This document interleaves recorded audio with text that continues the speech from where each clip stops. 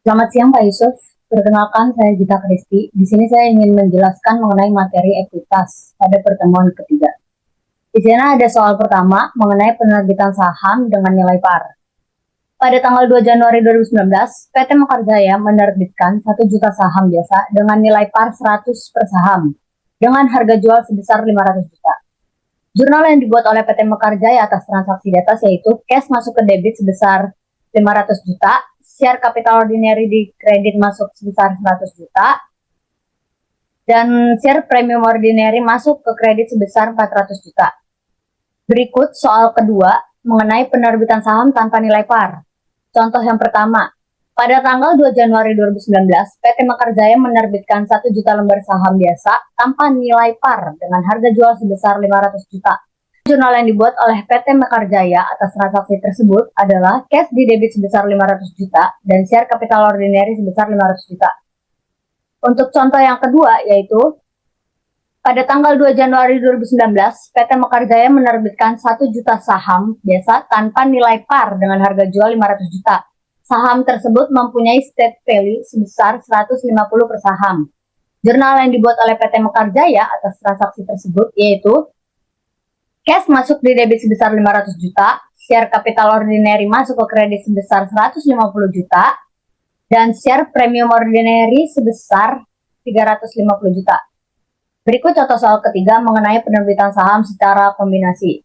Pada tanggal 4 Mei 2020, PT Mataram menerbitkan 2 juta lembar saham biasa dengan state value 100, fair value 200, dan 2 juta lembar saham preferen dengan state value 100, fair value 300, dengan total harga jual sebesar 900 juta. Atas transaksi tersebut, PT Mataram melakukan alokasi harga jual menggunakan proporsional method dengan perhitungan sebagai berikut. Di sini kan saya sudah jabarkan yang dari soal, maka perhitungannya yaitu fair value saham biasa 400 juta yaitu dari 2 juta dikali dengan 200. Fair value saham preferen 2 juta dikali dengan 300 maka dapatlah hasilnya 600 juta. Maka total fair value yaitu 1 miliar. Alokasi harga jual berdasarkan harga fair value yaitu harga jual ke saham biasa 360 juta dari 400 juta dibagi dengan 1 miliar dikali dengan harga jual yaitu 900 juta. Alokasi harga jual ke saham preferen yaitu 540 juta hasil dari 600 juta dibagi dengan 1 miliar dikali dengan 900 juta. Maka jurnal yang dibuat yaitu proportional method yaitu cash di debit sebesar 900 juta, share capital preference masuk ke kredit sebesar 200 juta, share premium preference masuk ke kredit sebesar 340 juta, share capital ordinary masuk ke kredit sebesar 200 juta, dan share premium ordinary sebesar 160 juta.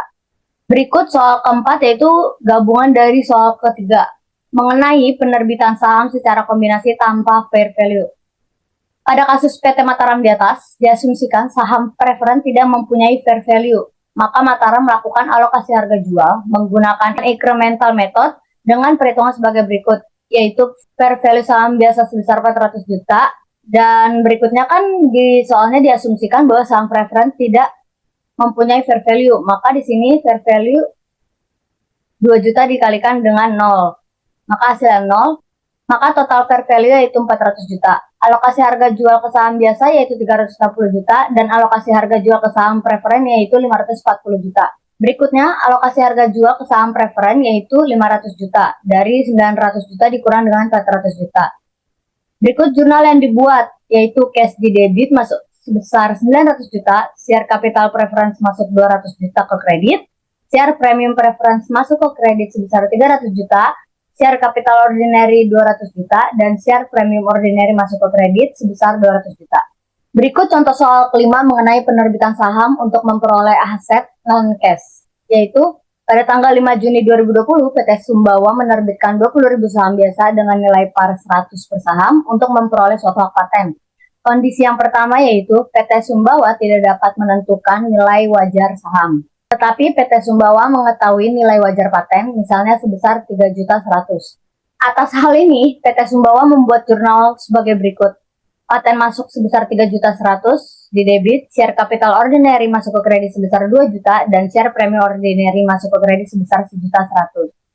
Kondisi yang kedua yaitu PT Sumbawa tidak dapat menentukan nilai wajar paten, tetapi PT Sumbawa mengetahui nilai wajar saham yang diterbitkan, misalnya sebesar 3 juta. Atas hal ini, PT Sumbawa membuat jurnal sebagai berikut: paten masuk ke debit sebesar 3 juta, share capital ordinary masuk ke kredit sebesar 2 juta, dan share premium ordinary masuk ke kredit sebesar 1 juta. Dan kondisi yang ketiga yaitu PT Sumbawa tidak dapat menentukan nilai wajar saham dan nilai wajar paten. Berdasarkan penilaian konsultan ahli, nilai paten adalah sebesar 2.900.000. Maka PT Sumbawa membuat jurnal sebagai berikut: paten masuk DDB sebesar 2.900.000, share capital ordinary masuk ke kredit sebesar 2 juta, dan share premium ordinary masuk ke kredit sebesar 900.000. Baik, berikutnya soal ke-6 mengenai biaya penerbitan saham. Pada 1 Januari 2020, PT Saham menerbitkan 1 juta saham biasa dengan harga jual 1.500 per saham. Diketahui nilai par 500 per saham. Dalam penerbitan tersebut, PT Tahta membayar jasa underwriter dan konsultan hukum sebesar 50 juta. Atas transaksi tersebut, PT Tahta membuat jurnal sebagai berikut: cash masuk di debit sebesar 1,500 juta, dan share capital ordinary masuk ke kredit sebesar 500 juta, dan share premium ordinary sebesar 1 miliar. Berikutnya PT Tahta membuat jurnal sebagai berikut, yaitu share premium ordinary masuk di debit sebesar 50 juta, dan cash di kredit sebesar 50 juta. Berikut soal ke-7 mengenai akuntansi saham preferen. Pada 1 Januari 2020, PT Nirwana menerbitkan 10.000 saham preferen dengan harga jual 25 per saham. Diketahui nilai par 20 dolar per saham. Atas transaksi tersebut, PT Nirwana membuat jurnal sebagai berikut: cash masuk di debit sebesar 250.000, dan share capital preference masuk ke kredit sebesar 200.000, dan share premium preference masuk ke kredit sebesar 50.000. Berikut soal yang ke-8 yaitu mengenai pembelian saham treasury dengan cost method. Tahun 2016, PT Gembira menerbitkan 200.000 saham dengan nilai par 1.000. Dengan harga jual 2.000 per saham. Pada akhir 2019, PT Gembira mempunyai return earning sebesar 300 juta. Berikut posisi ekuitas perusahaan per tanggal 31 Desember 2019. Setelah itu, pada tanggal 5 Januari 2020, PT Gembira membeli kembali 50.000 saham biasa dengan harga 2.200 per saham. Atas hal ini, PT Sumbawa membuat jurnal sebagai berikut. Ini mengenai posisi ekuitas PT Gembira sebelum pembelian saham treasury per 31 Desember 2019.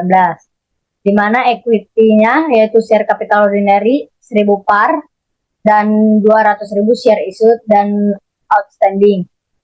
Yaitu artinya saham yang diterbitkan sebesar 200.000. Maka dikali dapatlah hasilnya 200 juta, yaitu dari 200.000 dikali dengan 1.000 par.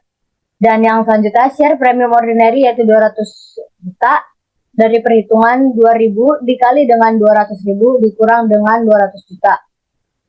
Dan return earning-nya sudah diketahui di soal, yaitu sebesar 300 juta. Maka total equity yaitu 700 juta.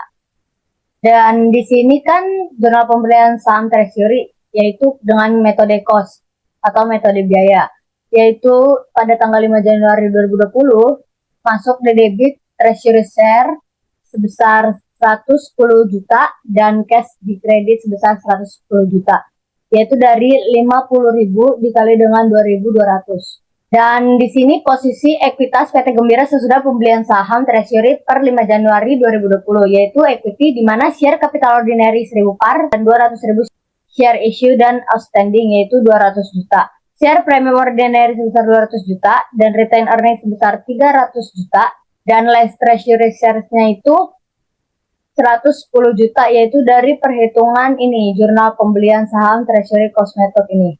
Maka ketemulah hasilnya 110 juta. Dan total equity-nya yaitu sebesar 590 juta. Berikut contoh soal yang ke-9 yaitu mengenai penjualan saham treasury dengan cost method. Pada tanggal 6 Januari 2020, PT Gembira menjual 10 lembar saham treasury dengan biaya 2.200 dengan harga 2.300 per saham di atas harga beli atau harga biaya. Diketahui menjual lembar saham treasury sebesar 10.000 dan cost-nya yaitu 2.200 dan harga per saham atau harga beli cost yaitu 2.300. Maka PT Gembira membuat jurnal sebagai berikut. Cash masuk di debit sebesar 23 juta yaitu dari 10.000 dikali dengan 2.300. Dan treasury share masuk ke kredit sebesar 22 juta dan share premium treasury share sebesar 1 juta. Berikutnya, pada tanggal 10 Februari 2020, PT Gembira kembali menjual saham treasury dengan harga 2.100 per saham di bawah harga beli. Maka perusahaan membuat jurnal sebagai berikut. Cash masuk di debit sebesar 21 juta yaitu dari 10.000 dikalikan dengan 2.100.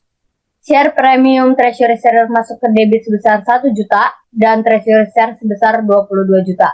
Berikutnya di sini pada tanggal 13 Maret 2020, PT Gembira kembali menjual 10.000 saham treasury dengan harga 2.000 per saham di bawah harga beli.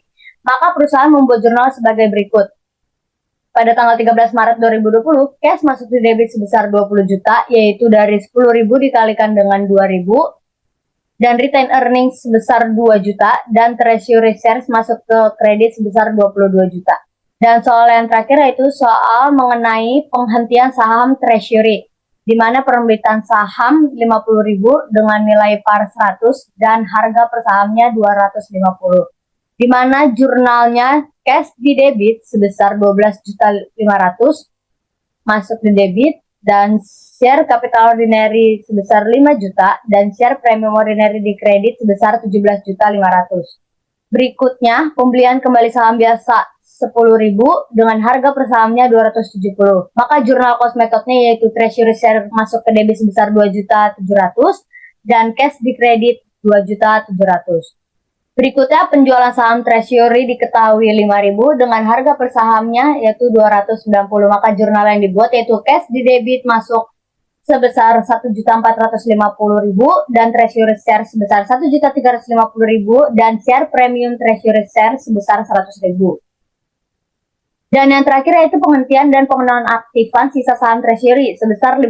Maka jurnal yang dibuat yaitu share capital ordinary di debit sebesar 500.000 dan share premium ordinary sebesar 750.000 dan share premium treasury shares masuk di debit sebesar 100.000 dan treasury share masuk di kredit sebesar 1.350.000. Sekian penjelasan saya mengenai ekuitas. Mohon maaf apabila ada kesalahan. Saya mengucapkan terima kasih.